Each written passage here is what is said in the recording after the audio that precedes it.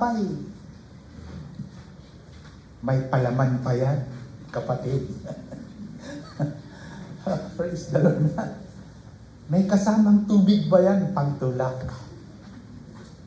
At gatas, at meron pa pong dessert. Honey. Okay. Nakuha niyo po ni Sir Saba? Okay. Ano po yan? Lahat po, no? Sinabi po yan ng salita ng Diyos. The Word of God is like water, it's like bread, it's like milk, it's like honey. Okay, lumulusog po, no? Sa tuwing kinakain po natin at iniinom ang salita ng Diyos, lumulusog tayong lahat. Tumitibay, tumatatag. Totoo po yan, mga kapatid. Okay, no? At ako po'y magpapaalalang muli, no? Sa mga hindi po nakaka-connect sa every Friday night na weekend worship service po natin, no? Via Zoom. Alam niyo naman po yung mga pagtuturo na ginagawa po namin ng inyo pong butihing senior pastor na wala po siya ngayon dito, maging si Ate Lily.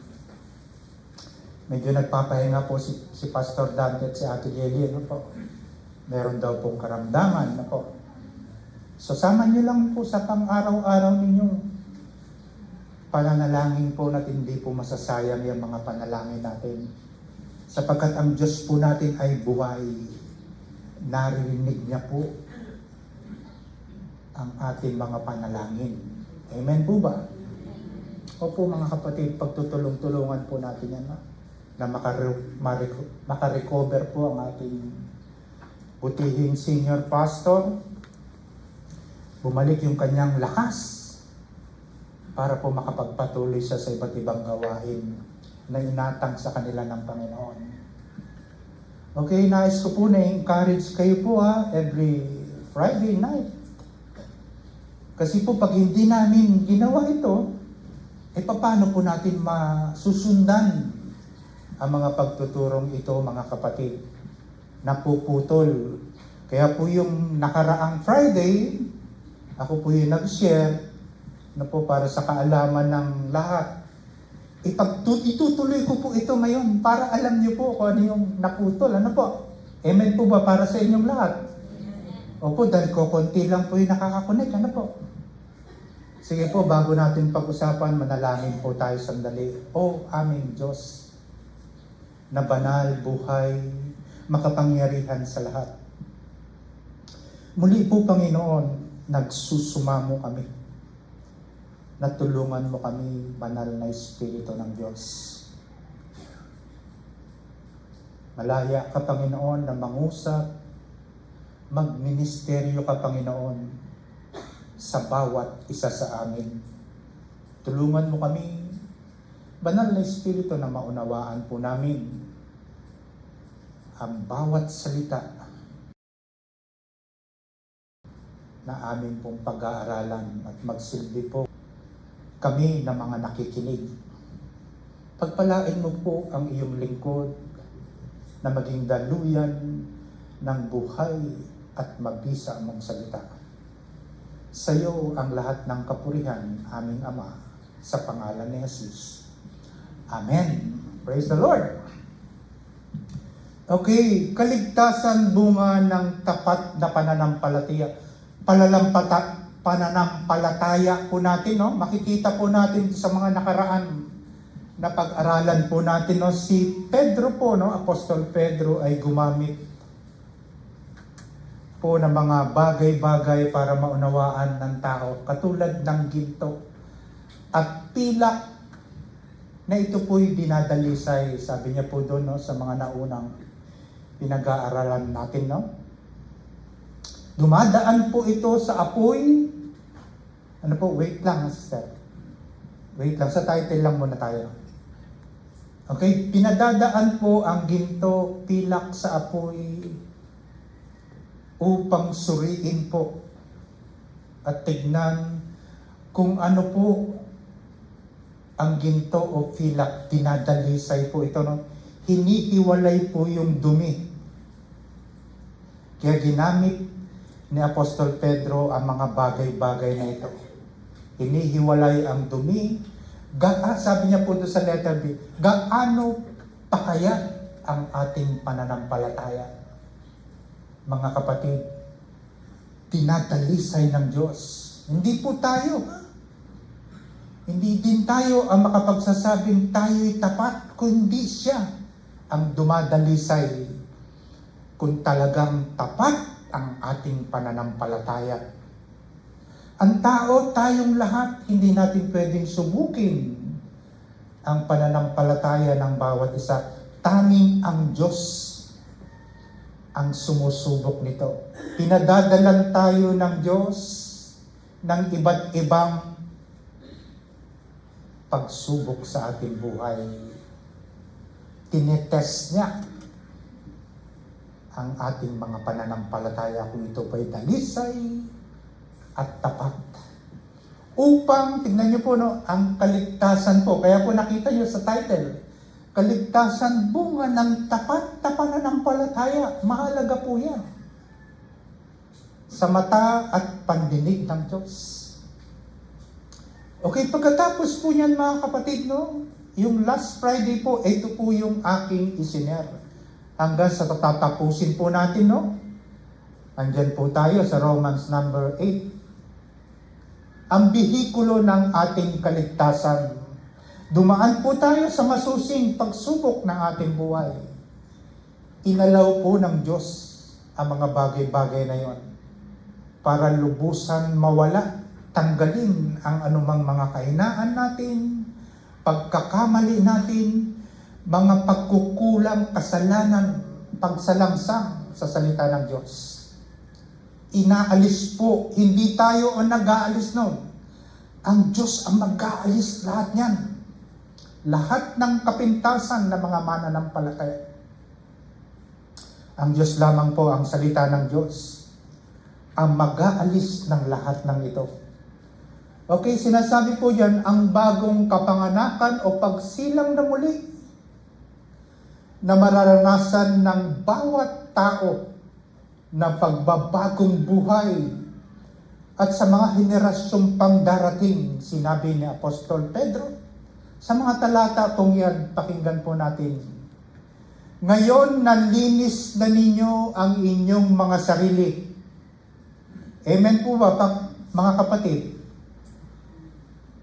May participation po tayo, Tutulungan tayo ng Diyos, Tutulungan tayo ng Diyos na linisin ang lahat ng karumihan ng isang tao.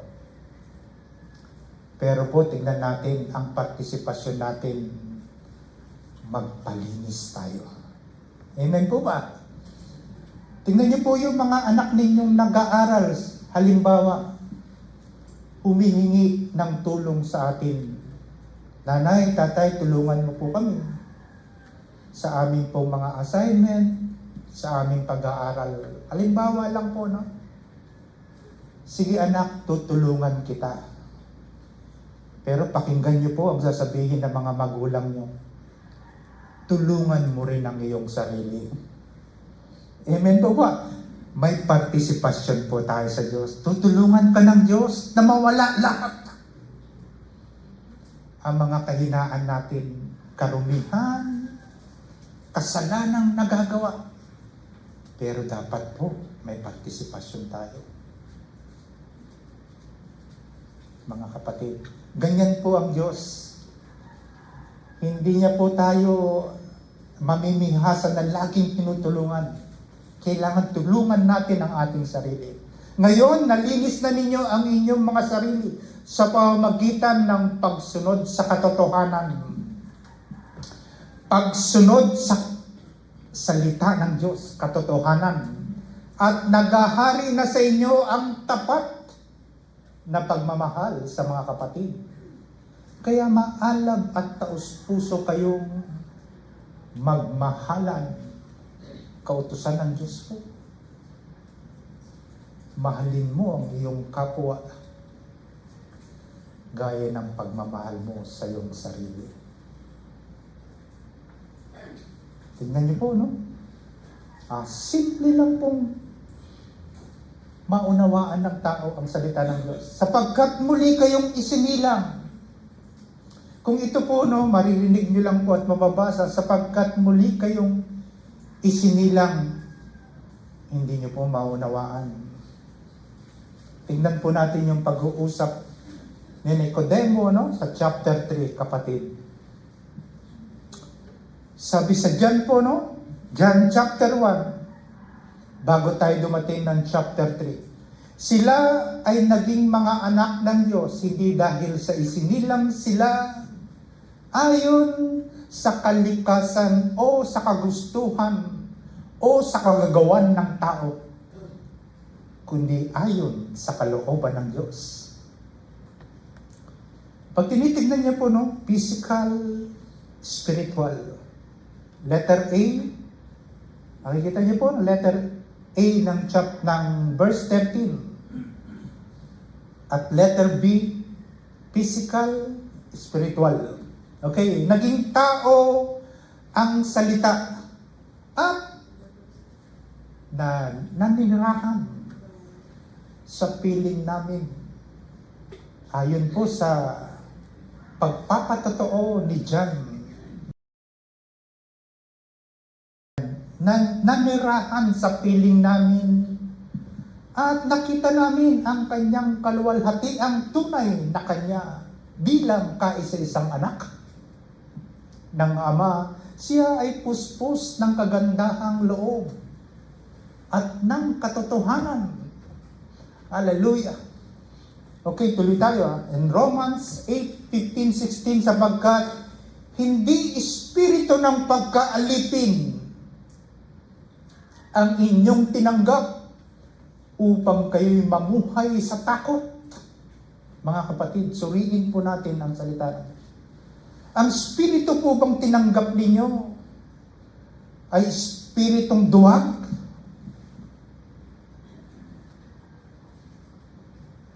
Hindi.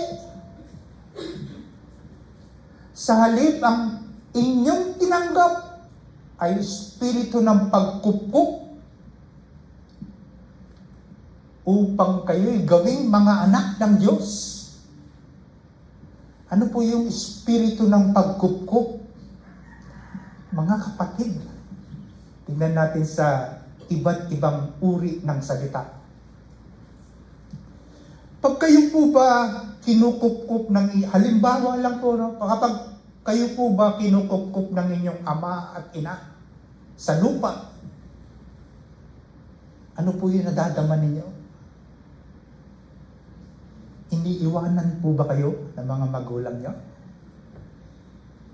Hindi po. Espiritu ng pagkupkup, nandiyan ang Espiritu Santo sa piling mo, kapatid. Kasama mo. Hindi lumalayo sa'yo.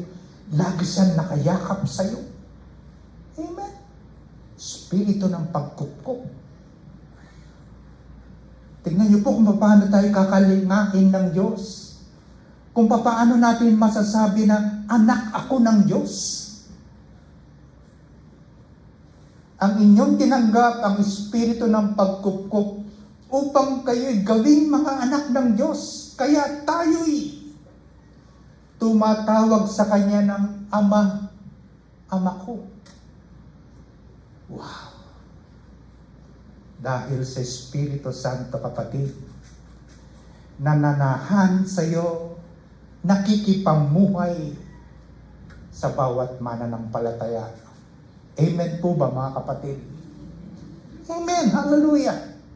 Kaya po natin nagagawang tumawag, Ama, Ama ko, tulungan mo po kami sa aming pangangailangan. Simple lang po, At ang Diyos na buhay na nakakasaliksik ng puso at isipan ng isang tao, ang siya pong tutugon sa atin, makapangyarihan ng Diyos, mga kapatid. Sa totoo lang po, lagi siyang nakatunghay sa atin.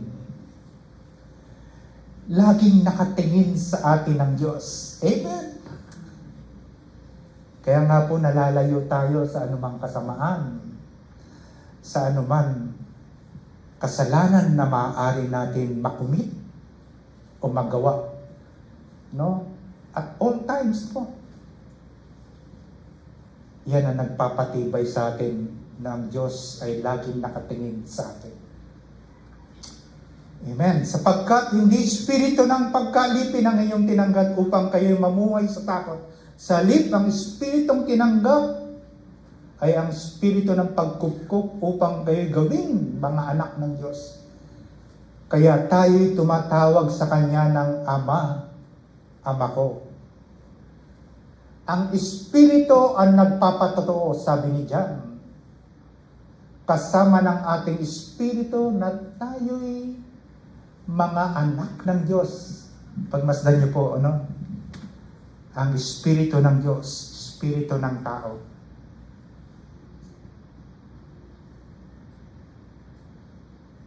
Pinapag-isa ng Diyos, mga kapatid.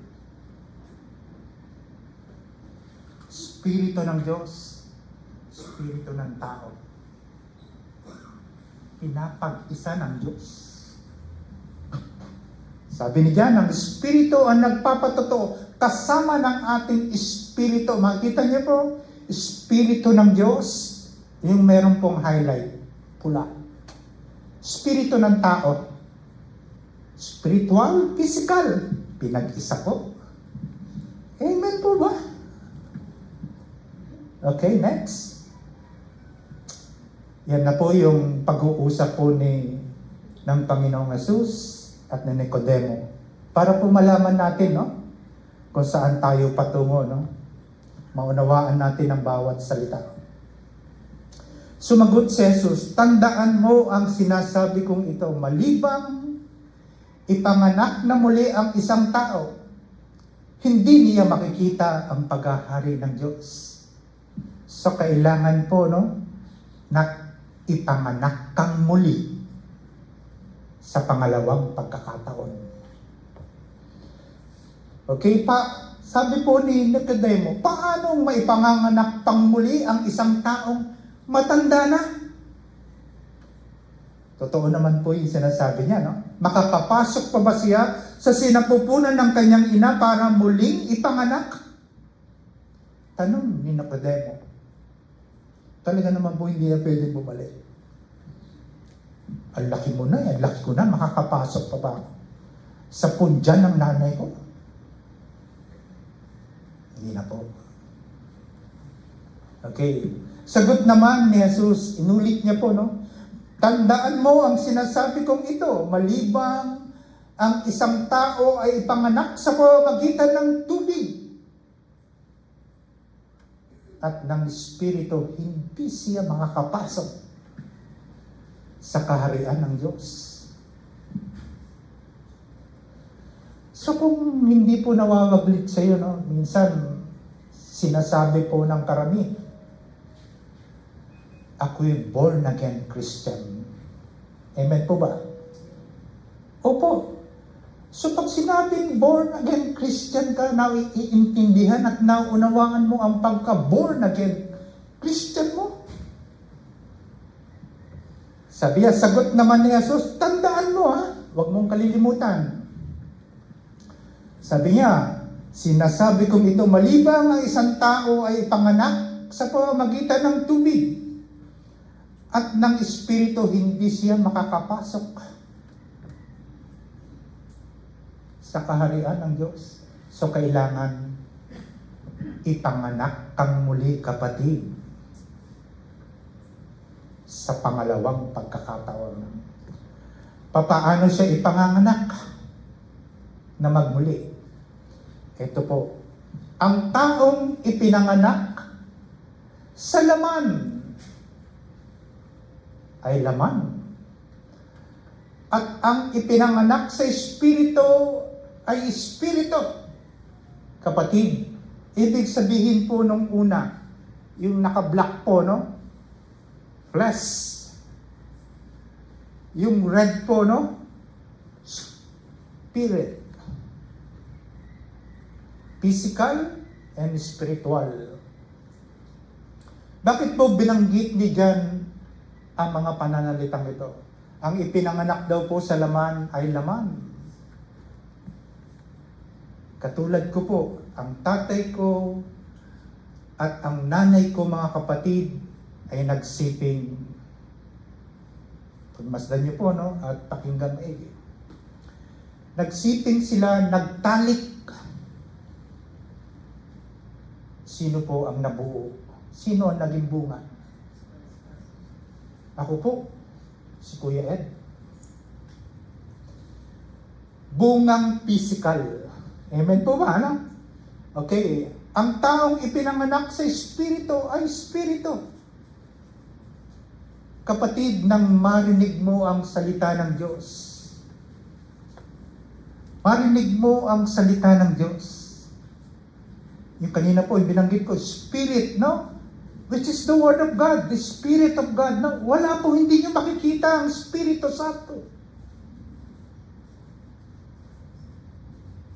Siya po ay Espiritu, nakipagniig sa iyo. Espiritu ng Diyos, Espiritu ng tao. Amen po ba? At tinanggap mo siya ng buong puso nang marinig mo ang salita ng Panginoon. Kaya't ang pananampalataya ay bunga ng pakikinig at pakikinig ng salita ng Diyos. Amen. Sinabi po yan sa Romans. Ang ipinanganak sa laman ay mananatili pong laman. Physical, flesh. At ang ipinanganak sa Espiritu ay Espiritu. Mamumuhay po sa iyo ang binhi ng Espiritu Santo. Binhi ng laman, mananatili sa iyong pagkatao. Kaya po, binabanggit po yan, no? Ng Panginoong Yahweh sa bayang isa, hindi lamang nabubuhay ang tao sa pamamagitan ng tinapay, kung hindi sa bawat salita ng Diyos na namutawi sa kanyang labi spiritual. Huwag kang magtaka. Baka po pinagtatakahan po ninyo, no? Binanggit po yan ni John kay Nicodemo. Huwag kang magtaka. Sa sinabi ko sa iyo, kayong lahat, sinabi niya po kayong lahat ay kailangan ipanganak na magmuli. Saan? Sa Espiritu ng Diyos. Amen. Sabi niya, naging tao ang salita at nakipabuhay sa piling namin. Ang salita ng Diyos, nakita namin ang kanyang kaluwalhatian at katotohanan. Huwag nating pagtatakan, mga kapatid. Kaya po mahalaga ito sa buhay ng mga Kristiyano. Okay? Sige po, tuloy tayo. Next. Pagmasdan niyo po itong word na to, isa lang po ito. Ang Espiritu ang nagbibigay buhay. Hindi ito magagawa ng laman. Walang kinalaman po ang ating laman. Walang maitutulong. Ang Espiritu ang nagbibigay buhay. Hindi ito magagawa ng laman ang mga salita. Sabi ni John, ang mga salita, Word of God. Sinabi ko sa inyo ay Espiritu at ito ang nagbibigay buhay sa atin, mga kapatid. Bakit po? Nung wala po ang salita ng Diyos sa buhay ng isang tao, patay ang iyong katawang lupa. Amen?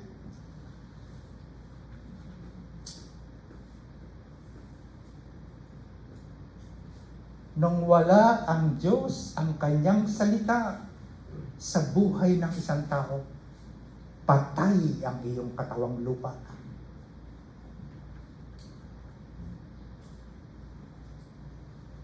Makasalanan ang iyong katawang lupa. Kaya po pag nalagot ang ating hininga, alam po natin kung saan tayo patutungo. Wala ang Espiritu ng Diyos. Walang kukup-kup sa inyo. Amen. Hallelujah. Kaya po, alam na alam namin kung ito po'y pinapahalagahan ng bawat Kristiyano. Mag-grow po kayo mga kapatid. Yun po ang layunin namin, mga leader. Mag-grow ang mga kapatiran, no? Umunlad ang kanilang pananampalataya.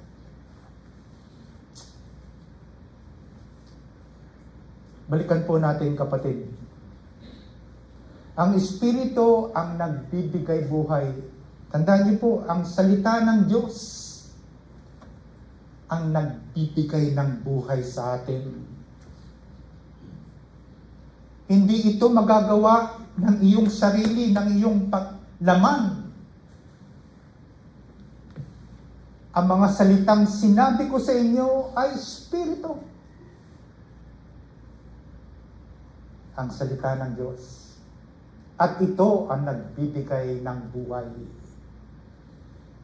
Kaya po ito dapat pinahahalagahan po natin lahat. Sapagkat ito nagbigay sa atin ng buhay. Hindi ang nanay mo, ang tatay mo.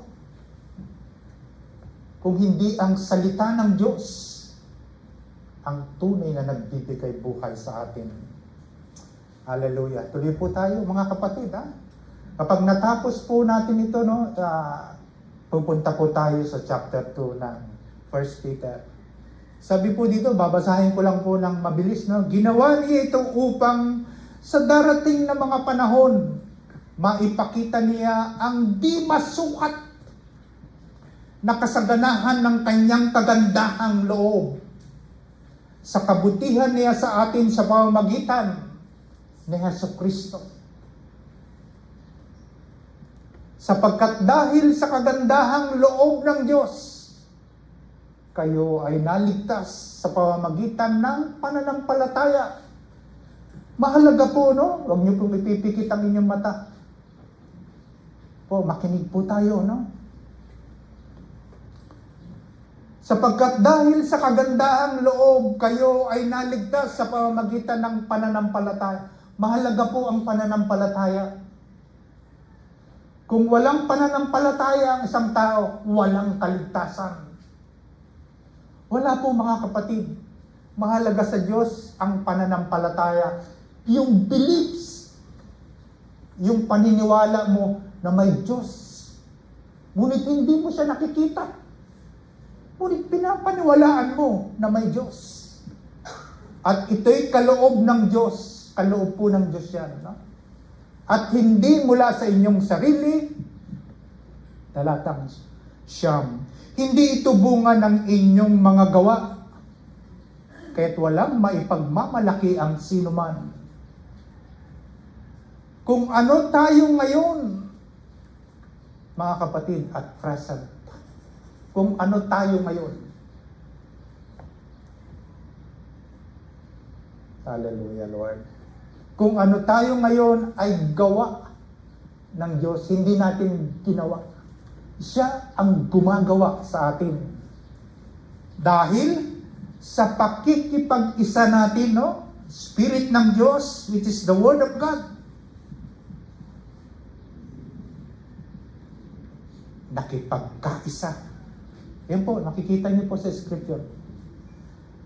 Pakikipag-isa natin kay Kristo Jesus, ay nilikha niya tayo para sa mabubuting gawa. Piniprepare tayo mga kapatid.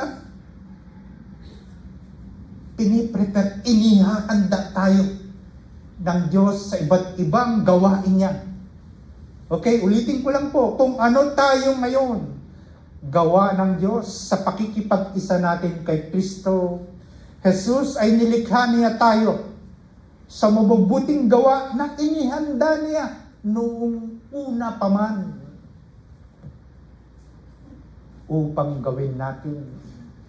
Paulit-ulit po na sinasabi ng ating senior pastor, maglingkod na tayo.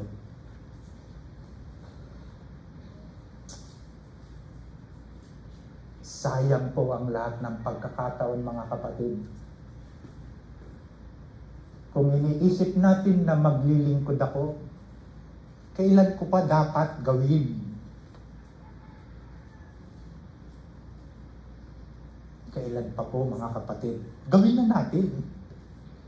Hindi naman po mahirap ang maglingkod. Alam niyo po ang nagpapahirap sa tao. Ang hindi niya pagsunod. Yan ang nagpapahirap sa tao, sa kalooban ng tao. Okay, tuloy tayo mga kapatid. Sa lumang aklat, ito ay ang salita ng Diyos na magdadala sa atin para sa Kanya.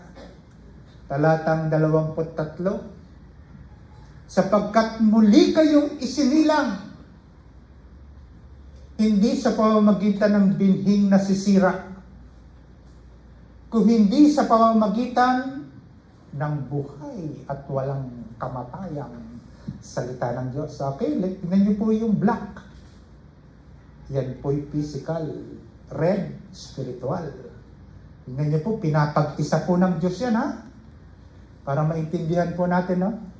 Babasahin ko ulit po yung letter A. Sapagkat muli kayong isinilang, hindi sa pamamagitan ng binhing nasisira. Ano po yung binhing nasisira? Okay, ha? Walang malisya po, ha? Umihingi na po ako sa inyo ng dispensa. Walang malisya. Binhing nasisira. Similya ng lalaki, similya ng babae. Nagniniig. Amen po ba? Sa loob ng katawan ng tao. Similya ng lalaki, similya ng babae. Kapag sila po ay nagniig, nagkakaroon ng bunga. Yung binhipong similya ng lalaki, similya ng babae, plus laman. Yan po'y nasisira, nabubulok. Tama po ba? Hindi na. Parang pabulong na lang. Amen po ba? Naintindihan niyo po, no? Okay, nasisira po yan, nabubulok. Ibinabaon po yan sa lupa. 6 feet below the ground. Para mabulok, bumalik sa alabok. Pero tignan niyo po yung letter B. Kundi sa pamamagitan ng salita ng Diyos, no? Okay? Buhay at walang kamatayang salita ng Diyos.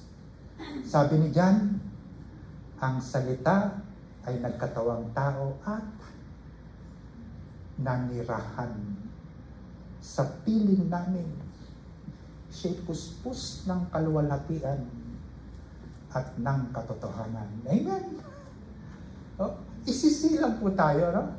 Hindi po kami ang magsisilang kundi ang salita ng Diyos.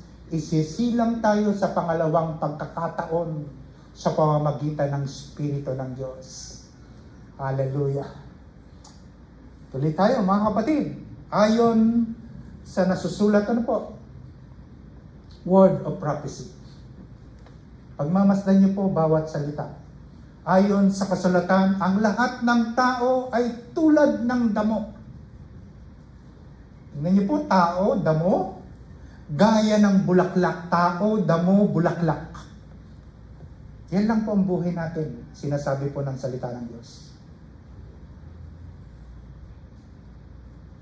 Tao, damo, bulaklak.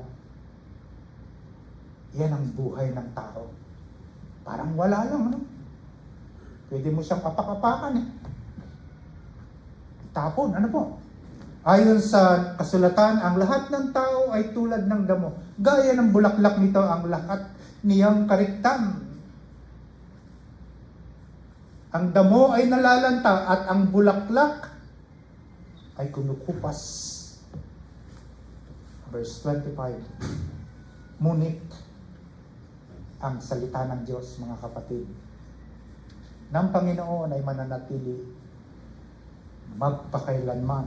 Ang salitang ito ay ang magandang balitang ipinangaral sa inyo. Tingnan po natin. Kay Santiago po, pagmasdan natin. At gayon din naman ang mayamang kapatid kapag siya'y ibinababa, sapagkat ang mayaman ay lilipas na gaya ng bulaklak ng damo. Tingnan niyo po yung buhay ng tao. Mayaman, mahirap.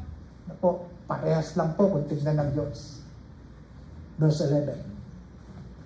Ang damo ay nalalanta, Sa matinding sikat ng araw, nalalagas ang kanyang mga bulaklak at kumukupas ang kanyang kagandahan.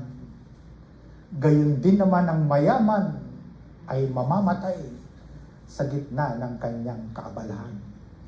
Tingnan niyo po, no? Ang damo at ang bulaklak. Sino po yan? Sa mga binasa natin talata. Halimbawa lang po, si Kuya Henry, damo. Si Ate Gina, bulaklak. Yan. Dalawa lang po, Tingnan niyo pong maigi, pag-aralan niyo maigi. Dalawa lang ang binigyang buhay ng Diyos. Lalaki at babae. Ang babae po, pagmasdan niyo, kumukupas ang kanyang kagandahan. Tatanda ka rin, sister. Brother. Sa totoo lang po. Opo, kumukulubot ang ating balat. Opo, pagdating natin, pagka ugod-ugod na tayo, ganyan na po tayo. Tapos gumagamit na po tayo ng baston. Kung hindi, inaalalayan na po tayo. Kailan pa tayo magdilingkod?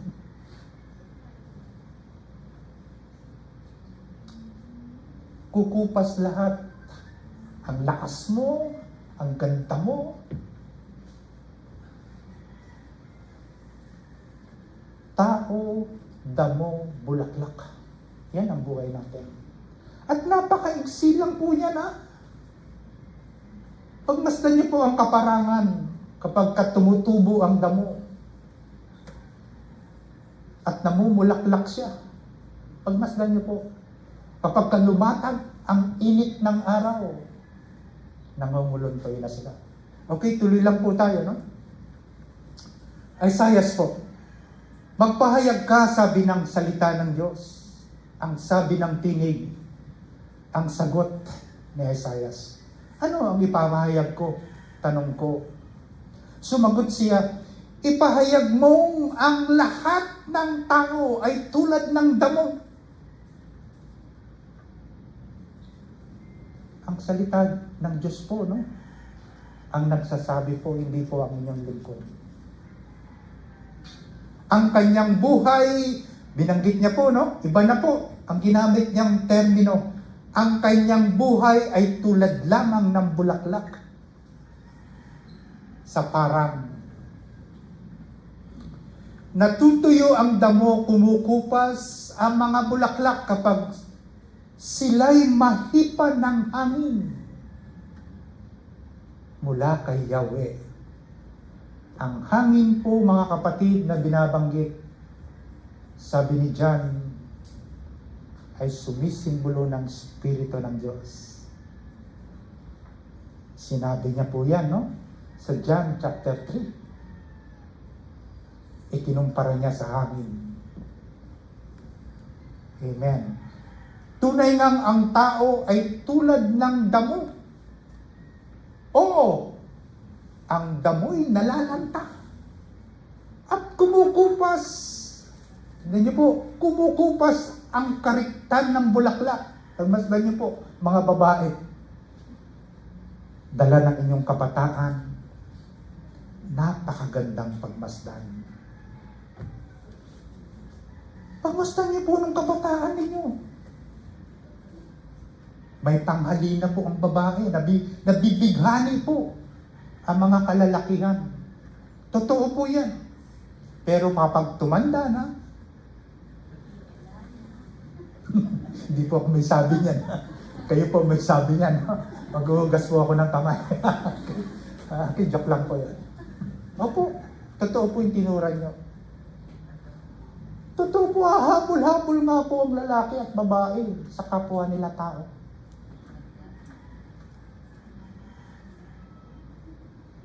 Ilipas po ang kariktan ng lahat. Ang kagandahan ng lahat. Oo, ang damoy nalalanta at kumukupas ang mga bulaklak. Ngunit, banggatin niyo po, ngunit, Amen. Hallelujah. ang salita ng ating Panginoon ay mananatili magpakailanman. Lilisanin po natin to mga kapatid, no? Sa oras na to po, no? Hindi natin alam kung gaano po yung lifespan ng ating buhay, yung haba ng ating buhay. Pero ang salita po ng Diyos, no po, mananatili yan sa ating mga apu-apuhan. O ang mga anak natin, no? Mananatili po sa kanila yan. Ang salita ng ating Diyos ay mananatili magpakailanman. Amen. Tuloy po tayo. Sabi niya po dyan, no, bilang pagtatapos po, no? John chapter 1 verse 3. Ano po, yung pagmamasdan niyo po, no? At ito po yung magbibigay sa inyo ng confirmation. Nang pasimula ay naroon na ang salita. Ang salita ay kasama ng Diyos. At ang salita ay Diyos. Oh, wala pong pagkakaiba to, ha? Ang salita ay Diyos. Kapag binabasa mo yan, kapatid, nakikita mo ang Diyos. Nakikilala mo ang Diyos. Amen? Okay, tuloy po. Verse 2. Sa pasimula ay kasama na ng Diyos ang salita. Nilikha ang lahat ng bagay sa pamamagitan niya at walang anumang nalikha ng hindi sa pamamagitan niya. Kaya mga kapatid, ang tanong, po para maalis po yung doubt sa atin, no? Ito po ang tanong, bubuhayin kaya ako ng Diyos? Mabubuhay kaya ako kapag ako'y namatay? Tanggalin po natin yung agam-agam. Tingnan niyo po ang scripture. Nilikha ang lahat ng bagay sa pamamagitan niya at walang anumang nalikha ng hindi sa pamamagitan niya. Amen. Kaya po ang pagkamatay ni Kristo at muling pagkabuhay ay plano ng Diyos Amang nasa langit.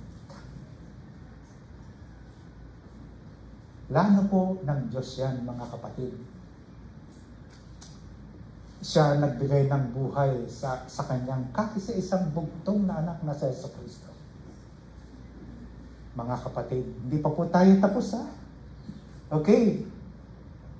Sa Diyos ang lahat ng papuri. Okay, pakita po natin yung chapter 2, no? Bago po tayo magwakas. Sa 1 Peter chapter 2. Okay, ito po yung itutuloy natin, ha? Kapag natapos po natin yung 1 Peter chapter 1, ito po yung title, mga kapatid. Tuloy-tuloy lang po ito, walang putol. Pag binabasa niyo po yung 1 Peter chapter 1 up to chapter 5, makikita niyo po, walang putol yan. Yan po ang title niya, Kaugnayan, Paggalang, Huwarang Halimbawa. Okay, kaugnayan. Okay, paggalang. Mahalaga po yan, no? At huwarang halimbawa. Isang example po. Okay? Tingnan po natin itong mga talatang ito. Meron po naman po ilang minuto pa po. Sinasabi po dito, no, babasahin po natin yan, no, kung ako pa rin po yung papahintulutan po ni Pastor Dante na makapag-share po sa Friday night habang siya po ay may karamdaman pa, no? Ay tutuloy ko po ito, no? O sa darating pa pong mga Sunday, ha? Hanggat hindi magaling po ang ating senior pastor. Mahirap po kasi kung mabibinat, eh. Kasi po ano yan, flu. Ibinat po yan, no? Pag-ingatan po natin yan, nagkakaroon po ng komplikasyon po yun, no? Hindi basta po flu. May mga komplikasyon po yan sa internal organ po ng tao. Kaya nga, talikuran na ninyo ang lahat ng kasamaan.